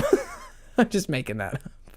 No, I got a compact car, efficient, so you get that. But anyway, all I'm saying is that we are not our bodies. We are more than that, and there's been a great effort to erase that from us, right? G-Ray says, my hair turned white by 35, embrace the sparkly hair. Oh, I'm totally going to do it. I'm going to be like an old man driving around a cool car someday. I don't even care. But look, we have energy, and the energy is what's valuable, right? I talked about this when I was on with the Rev, I think it was the Rev. Yeah. I was talking about how they monetized all this, right? Like the angels, the watchers come down and they teach everybody, I think it was in the Apocrypha, it says so, that they taught people weights and measures. So all of a sudden people are measuring, right? They're trying to figure out how much this is worth and how many of these are those and how many different, this or that. So you know what I'm saying? And that makes all of a sudden everything have a value, everything have a number, and it corrupted humanity. It really did. And that's part of the whole process of how we get to where we are today. But what we're really dealing with is a way to quantify the value of our energy. Because before, we're these beings that are attached to the source, and we only know God, and we only have that, and we only have that righteousness, and then we enter into a world of sin. We're corrupted by sin. From the beginning with Adam up until, all of our lives, where we're corrupted by the sin of the fallen state of the world, and that creates a like a disparity between us and the Father. And that allows us to be drained of our energy. In complete coordination with God, it doesn't cost you anything. That's why I like people like Jesus and the other ascended saints of the ancient world are not eating food necessarily, right? They're going through walls. They're healing the sick. They're traveling around in ways we can't comprehend. And it's because the physical rules no longer apply when you're ascended. But to go the other way, to be corrupted by sin, is to have no access to heavenly light, not on your own anyway. That's the necessity of Christ, right? I think it goes without saying, but should be stated again, that Jesus Christ, the way, the truth, and the life, had to restore our connection to the Father to get access to that light so that we would have it in our lives, in our hearts, in our minds, and that we might proliferate it, multiply it, explore it, and experience it. And so with that being said, obviously we are energy, and the enemy wants that energy more than they want to eat us. They want to use us to build their stuff, to fill their barns with grain, to fill their railway infrastructure with new rail cars and grease for the bearings and oils and fuels and power, and everything that we use, they use. You know, it's like, are the aliens just down there? Like, are the Greys or the Sasquatch Central compound, are they just like hanging out in caves in the dark? Are they all dirty and smell like crap? No, those are just the rogue ones that we find in the woods. These are humanoid alien type creatures. They have intellect. They have plans and intentions. They probably have a mind and a will and emotions and nation. So when we hear about the nations in the four corners of the earth, Gog and Magog, deceived to fight against God, I think that many of these nations might even include non-human creatures that will be tricked into thinking they can stand for a moment against the power of God. Poor, foolish creatures, just like the ones here in our world who think that they can stand against God. Foolish.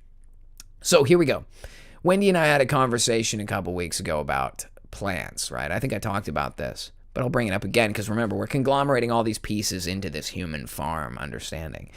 These folks put together a biodome where they locked themselves in with plants for a couple of weeks, you know.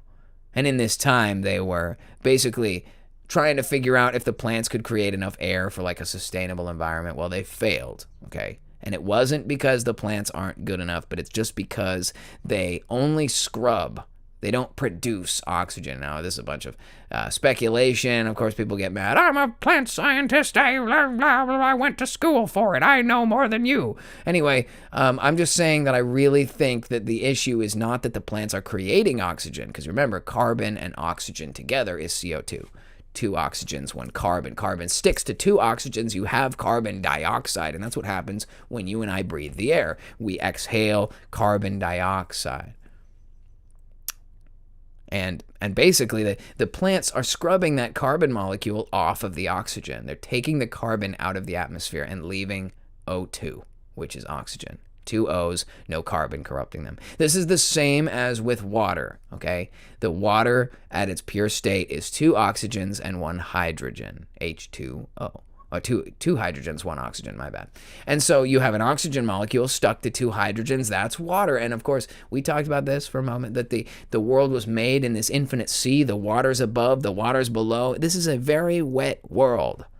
We have great seas, we have rain, we have humans made of high percentage water. So we are water and we are energy. Okay? And so it's all starting to kind of make sense when you think about this like as a terminology of water and energy and like what is it called? Let's check this out. Let's look at this again. Let's look at just an example here. As you guys know, this is various examples of what's called a water wheel.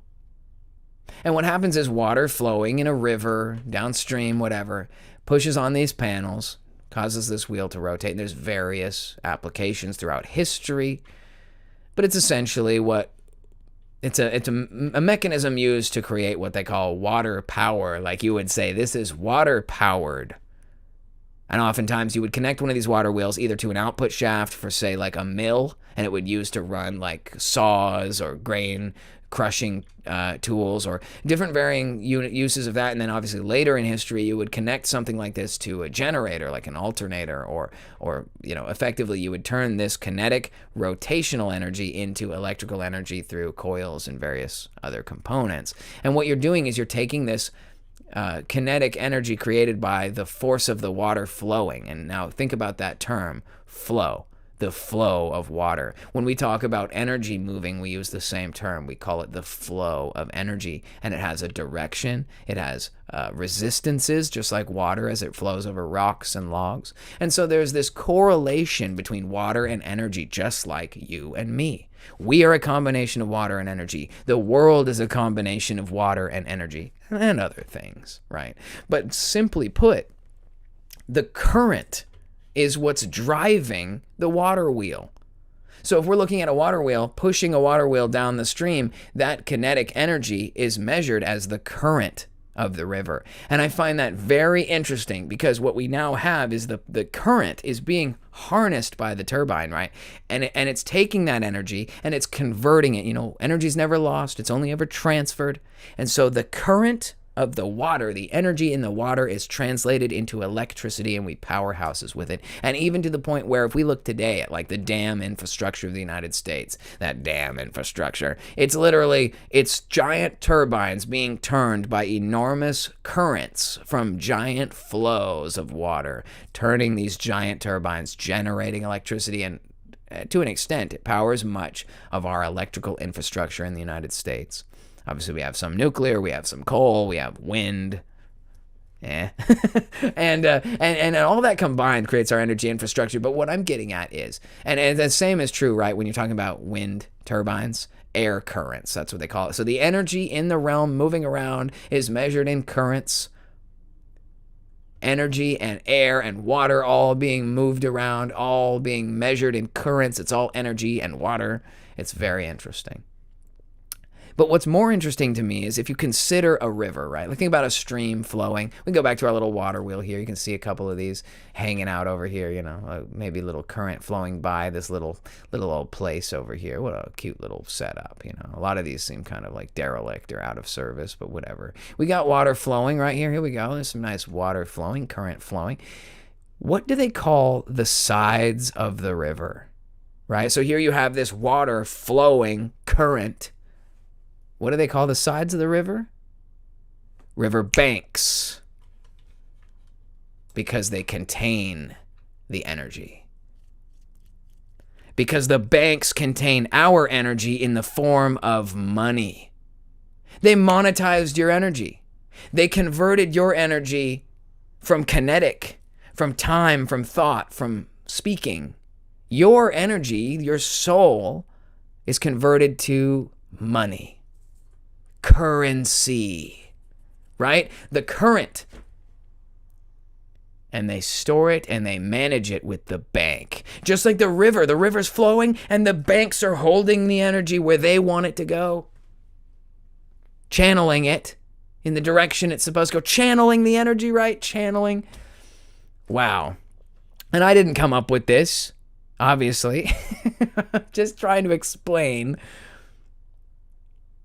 how obvious it is that we really are being farmed. It's crazy. So if the current in the water is the energy in the water, then the current in humanity is the energy in humanity, and that is the money. And they store it in the bank. And I think I heard Guy Anderson on Autodidactic talking about this. I think that's where I got it. I listen to a lot of podcasts at work. I absorb a lot of information from a lot of very smart people, much smarter than me, sometimes. They did go off on some stuff about armor that I have a major beef with just because I know a little bit about armor, and I there's some really great ideas, but there's also stuff that people just don't understand, like medieval armor, full suits of armor. First of all, almost nobody wore those except for very rich people. That's a fact. Second of all, they're not super heavy and restrictive. Only some known decorative sets of armor are that way. To this day, you can look it up on YouTube. There's guys who do like professional, basically cage fighting, but in full medieval armor with weapons. I think the weapons are blunted, but these guys are basically rumbling as hard as they can in full armor. Guys are doing somersaults. Guys are fighting and wrestling around. It's really not clunky like movies. So it helps to know that before you go too far into stuff like that. But anyway, I know I'm getting off topic here, but it's just Guy Anderson was with Autodidactic. I really like that show, by the way, Autodidactic. They're not Christians, but they are like Tartaria people. And they, a broken clock is right twice a day, you know what I'm saying? And, you should be able to use discernment and pick out what's real and what isn't. But anyway, Guy Anderson was talking about this. One other point that he made was, have you ever noticed how when somebody tries to break away from the rules, right? So our energy is controlled by the banks of the proverbial river. The banks are controlling our money, which is our energy monetized, just like in the river, our current, the currency of our life is the money in the banks. And if you break away from the system, if you try to escape, if you try to veer off and go your own way, you might end up on the wrong side of the law. And what the law does to people who try to get out from the system, it takes you, an energy and water being, and you know what they do with you? They charge you, and they put you in a cell. And it all starts to make sense now. It's a giant computer, right? And we've talked about this before. Let's see, PCB. Oh my goodness. You can't even tell the difference. How do you know when you're looking at a printed circuit board? Like, check this out.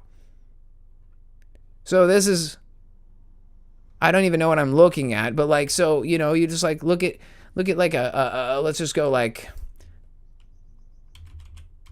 city. You see these like this is an okay example. Simple Wikipedia.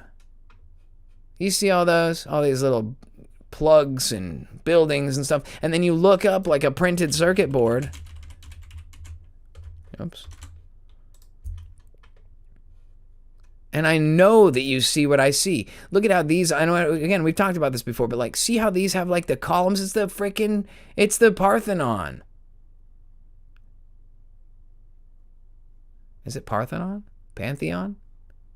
I don't know. Parthenon, I think, is like a nation from the ancient world. Whatever, you know what I'm saying? Look at these column buildings, dude. And look at how there's like streets and stuff. Like, look at like Paris from the sky. Like, you know what I'm saying? Like, and I'm not the first person to point this out, but what I'm getting at is look at how they have us organized. Look at how they have us placed in these places. And I'm not even saying it's evil. Because a lot of what we believe as little season millennial kingdom believing people is that this city was arranged far before the Paris that we know today. This arrangement of these buildings, these capacitors, right? What happens with a capacitor is that it serves the same purpose as one of these buildings, right? It stores the energy. The electrons move into the capacitor. It stacks up enough of them to control the output, to control the wattage and voltage. Maybe this is where you get that. Like, I know John Levi had that video and everyone's kind of been talking about how he kind of like crapped on Little Season lately, which par for the course. He's not a Christian. I always say you can't know the truth without the way, the truth, and the life, and that is Christ Jesus. And if you're denying Jesus, you're like basically retarded. So like, of course you're going to try to debunk Little Season. You're dumb. Sorry, man. It's like if your friend had a broken leg and he was trying to start the ultra marathon, you're like, dude, you can't do it. Like you're Rebel Duster says John Levi is an admitted Jew. I feel like you can tell by the sound of his voice. Like his voice sounds like Howard Stern. Like he's got that like I'm a Jewish radio guy voice. But who am I to say that? But seriously though, so we are arranged in these cities, and the cities take all of us and put our energy into the buildings. They store us. That what's the capacity of the building? As many pieces of as many electrodes, as many electronic conduits as they can get in there. I like to think of us as like free electrons. Like we are the energy, right? We're the water, we're the energy. And then what are we using it for? What are we doing with that energy? And that's the unfortunate reality of the truth that we live in the animal farm, the human farm, the animal farm. No, not really. It's like an animal farm, but we're people, and it's much more complicated because, right, when you have cows and stuff, they just walk up to an electric fence and feel a jolt, and they say, oh, I don't want to go there anymore. They don't ask questions. They just go to where the food comes out of the bucket, and they crap all over the field, and then they go to the wall, and they get tased and they say, I don't want to stand there. Moo. You know what I mean? So people are a little more complicated than that. Our cities have to be a certain way. There has to be an appeal to why you end up in a capacitor, why all your energy gets stored in the bank. You know, how they contain you. It has to be containable. You have to believe in the quality. So when a cow walks up to the electric fence and gets a tase, it doesn't decide like, well, maybe if I keep hitting it, it won't tase me. That's not how a cow works. They take a couple zaps and they say, well, I'm good. I'm not asking any more questions. That's how people are. People try to break free from the system and they get accosted, abused, mistreated, alienated. You become a pariah in your own community because you simply asked questions that everything that we've taught might not be accurate. Or why can't we ask? Simply asking is all you need to find out. That's the shock that you get from the edge. And then that keeps you from trying to test the barriers anymore. Trying to find out if there even is an ice wall, right? You're not even allowed to go over there and find out. So how would you even know, right? So I've been saying this, and I think that bringing it around to the point I'm trying to make is I really do believe that right now we are living in the little season of Satan. And I think that if there ever was a way to manage people, to control the flow of energy, I think that these cities, these circuit boards, these systems work, evidently. I mean, even as the cities deteriorate, they're still flowing with the energy of people devoting their time and energy to businesses and endeavors and the system, not just in the buildings and the networks and the infrastructure and the fuels and the power supply, but the people, the system, the box that everyone believes in, the beginning and the end and the middle of how you got here and where you're going and what you're going to do when you die. All of that nonsense that we were taught from the very beginning is manifested in this world from the top to the bottom, mental, physical, and spiritual. And it is a prison created by the enemy so that you forget who you are, so that you forget God, so that you forget his kingdom, so that you forget Christ. And when I look at something like Paris and I see, yes, John Levi, you're kind of right. You're kind of right, because when you say, oh, it's so oppressive, it's so powerful, it's so imposing, it didn't need to be there. And you're right, Mr. Levi, you're right. Because when Jesus came here and turned this thing over, he usurped a satanic kingdom, a satanic control scheme built on the earth to make people stupid, to make them hate God, to make them idiots and fools about who they really are. This plan has gone on since the beginning of time till the very day we live today. He said, you will surely not die. You'll be like God. That's what Satan said. He's never stopped trying to lie to us about all of this stuff. And so these systems, they existed for many years, and Christ conquered them and turned them over for good. Did they lose their ability to channel the power and heart and mind and energy and water of the people? No. In fact, they were likely improved upon in technological and beauty in ways we could barely comprehend. We're talking about Christ's millennial kingdom being not only conquest of the old Rome, the old world order, but a manifestation of a new world order and an iron rod of righteous judgment and justice. So perhaps the buildings are imposing. Perhaps the buildings do have the ability to channel energy, to channel the time and place and people that are taking place in this time. And that stands to reason because it already was that way. But then imagine the difference, right? When you have a benevolent king who lays his own life down for you, the ability to take that network, that system, all built on the same infrastructure that God built the fabric of the world with, right? There's nothing new under the sun. So it doesn't matter how many buildings Rome had. It doesn't matter if Rome had airships. It doesn't matter if they had cathedrals. It doesn't matter if they had Parthenons or whatever. It doesn't matter if they have the freaking Arc de Triomphe, okay? I don't care if that's like a super magnet at the middle of some crazy super keyboard. I don't care. Because all of this is God's world. All of this is God's creation. There is nothing new under the sun. And for once in history, this whole infrastructure was used for good during that millennial kingdom. At one point in history, we were living under righteous oppression. People don't even know what that looks like. They're so used to being oppressed by evil that the idea of oppression at all sounds bad. You know, the word tyrant, the first thing that comes to your mind is a bad leader. But all it is a job. It's a guy with unmitigated power. Does that make him bad?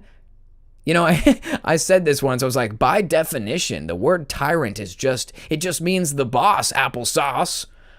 And I said, Jesus Christ is a tyrant. And someone said, you'll rue the day you called Jesus a tyrant. And I'm like, no, I won't. I'm acknowledging his ultimate power, right? So it's not a big deal. I mean, I'm not going to sit here and try to convince everyone that Jesus is a tyrant because they don't even know what that word means, right? I had to explain it because people will think that means a bad guy, right? But what I will say is that I do believe that this infrastructure once was used for good. And I think it was advanced to a much higher state than even what we see today and used for good, for the manifestation of Christ's kingdom, to channel our energy for good reasons, for good purposes, so that our energy doesn't get drained, so that we don't decay, we don't burn out and die and rot away. I think that we are very disconnected from the way the world once was. And I think that what we're doing now is the old way of things, the old beast system, people, energy drained, life wasted in pursuit of material things, the identity in Christ robbed from the people at large, and so people don't know. And so I think that there's a great work taking place here. Like, I think that we are in the season of Satan. We are serving as his prisoners, right? We are basically the livestock of Satan for the little season, and it's crazy. But I'm going to tell you guys a message of hope. First of all, God wins. Jesus wins. He is the same yesterday, today, and forever. He doesn't change. And he promised a plan, an end to all of this crazy stuff, and we will cross that bridge when we get there. You know, perhaps there was a day when Armageddon was upon us, the people searching their souls for the answer. Do we run to the New Jerusalem? Do we retreat to the north? Do we take that old pilgrimage we always took? I imagine there's like three kinds of people, right? There's the people, the world's about to end. What do we do? Some people say, let's go back to the holy city. Let's go home. Leave behind our cities, our towns. We've made the pilgrimage before. We love the king. We're going with the king. We're going to go home. So I'd say loyal people, right? Loyal people who believe in Jesus, who trusted that the time had come and that the stuff they had built, the infrastructure they had, the cities they knew, the lives that they lived were not more important than allegiance to the king. And so the apocalypse is upon us. It's the tribulation. I am going home. And I think those were the loyal people. Okay. And then I think there were foolish people who thought they could hide in their cities and their fortresses, who thought their armies and their airships and their energy weapons and everything that they thought they had would be enough to withstand the release of the serpent, that they would have what they need. They don't need God to save them. They never took a pilgrimage. They've been living in the desert the whole time. Foolish people who won't take seriously the time that they're living in, who won't take seriously the responsibility of knowing this stuff, of seeking, of knocking, so that that door can even be opened. Those are the fools who choose to stay there and be left behind.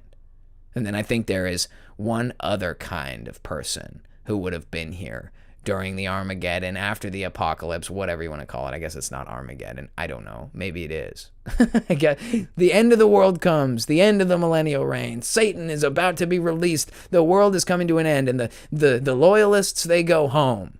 And the fools, they sit there and bunker down, thinking they're going to be fine. Thinking that they don't need God. Fools. And then there's that last group of people. The kind of people like you and me.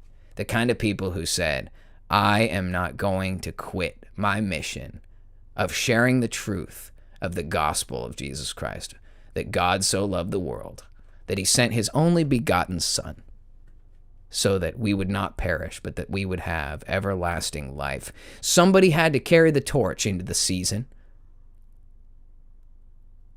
Some people chose to be a fighter, a warrior for the kingdom. And I think that those are the people that we are descended from, you and me.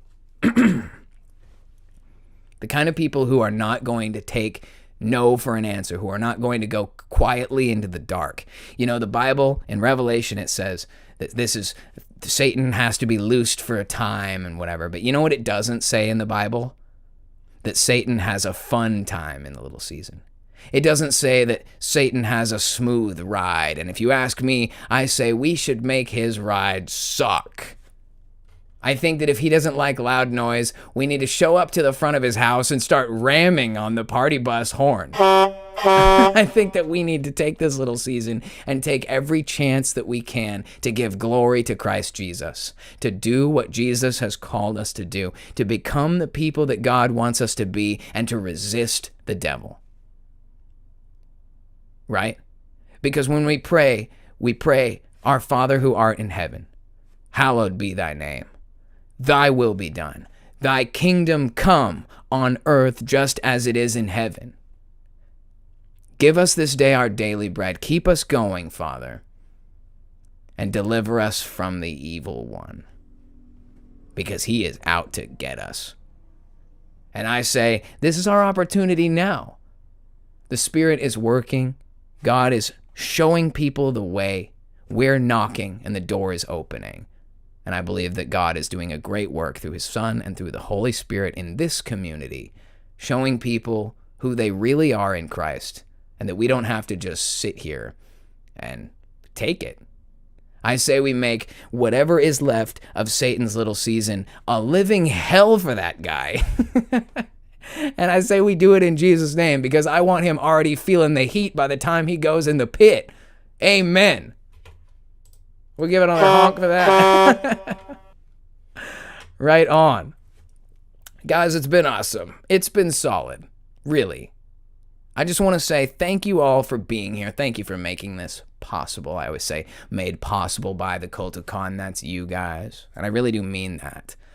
You know, coming here to this place and spending this time with you is the highlight of my week. It's the best thing, honestly. This and Sunday service, it's a lot of fun. It really feels good to be here with my kingdom community. It kind of feels like it's a breath of fresh air, like I'm cheating. Like it's like a credit card of the kingdom. Like I'm taking out a little bit of loan on that kingdom energy, you know? It's a good feeling, and I'm glad you guys are here. Obviously, I want to keep going. I want to keep growing this channel. I appreciate you guys. You know, make sure you hit the like button, subscribe. Let's try to enjoy this and try to keep it the internet's best kept secret. You know, this is the cutting edge of conspiracy content, you know, and it's like I say, you can't have the truth without the way, the truth, and the life that is Christ Jesus. And, you know, it's pretty awesome to be here. So again, I want to grow this channel. So if you guys have it in you, start over at the beginning, go back down memory lane, hit up the main character podcast level 1, see how far we've come, listen in. If you hear anything that sounds fishy, leave a timestamp comment. Let me know so that I can clean this thing up. Let's get past that stupid wall. Let's get monetized. We'll get the super chats. We'll get the membership. Then we can do members only stuff. We'll just be like everybody else. It would be a good YouTube advertiser friendly channel. Yeah. We could be get up to 100K like my boy Jack Morgan, who I like, and I'll just start talking about stuff. Yeah, buckle up, everybody. I think the internet could use a little more of the Cult of Con. What do you guys think? Aside from that, y'all already know. If you want to support the channel, go on over to patreon.com/thecultofcon. One more special member shout out here for all of our supporters. Thank you guys so much for helping to make this possible, for car parts, for cameras, for food, for Sunday service joy, whatever it is, whatever you feel like. If you want to contribute to the channel, you can do patreon.com/thecultofcon. And now, you can now do donations via PayPal at thecultofcon@gmail.com. And with all that being said, guys, it has been a great time. Thank you all so much for being here.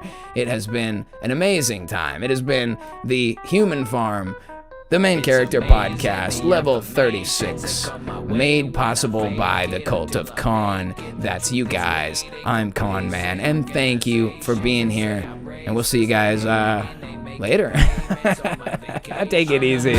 I'm the king, I'm rejecting what you think. Rearranging your mentality, got some Kool-Aid you can drink. It's a scam, it's a plan, it's a con, and I'm your man. You know I tell it like it is, I hold the secrets in my hands. Reflection and introspection is my profession. I'm recklessly disrespecting what you expect and investing in my discretion. Teaching the lessons, impressions to keep you guessing what I do next, man. Now when the 1,000 years have expired, Satan